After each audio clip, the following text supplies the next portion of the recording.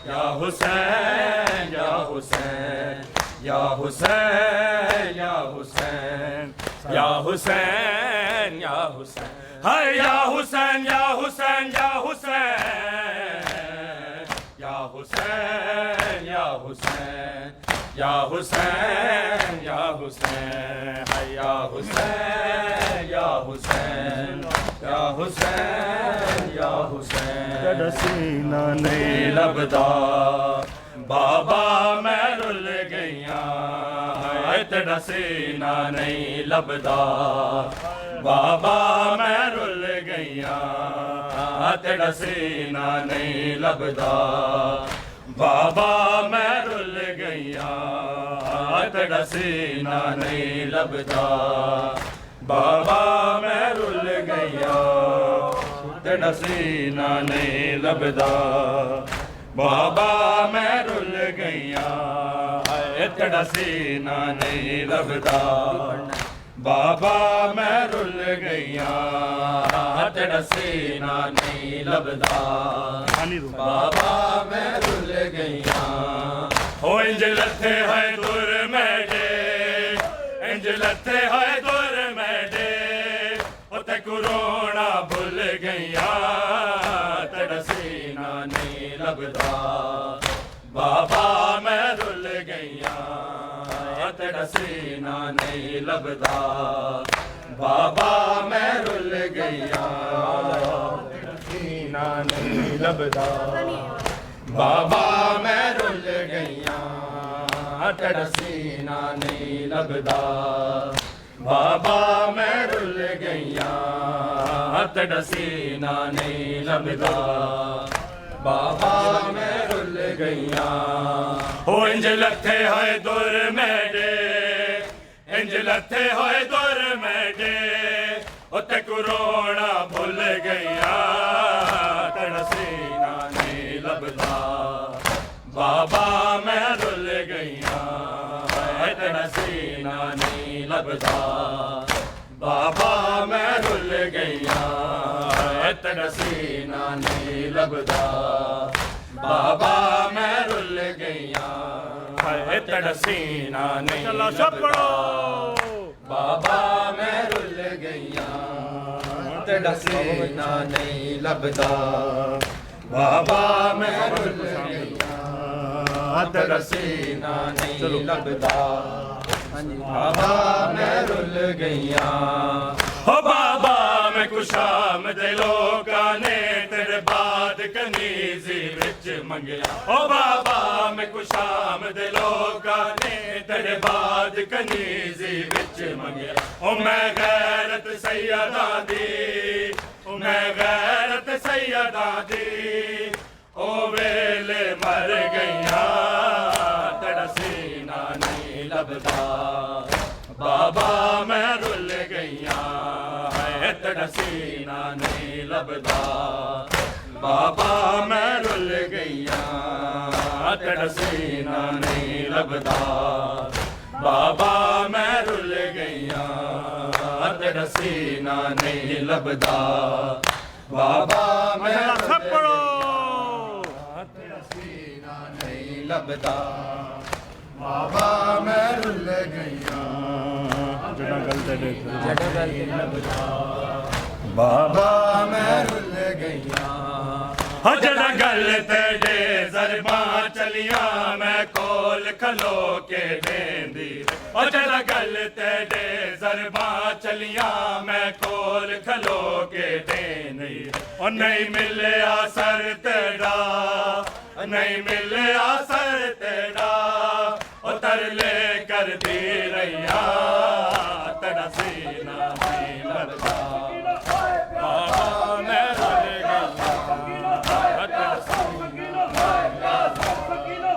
بابا میں رل گئیاں انج لتھے ہے دور میڈے انج لتھے ہے دور میڈے تے کرونا بھول گئیاں تیرا سینہ نہیں لبدا بابا میں رل گئیاں تیرا سینہ نہیں لبدا بابا میں رل گئیاں تیرا سینہ نہیں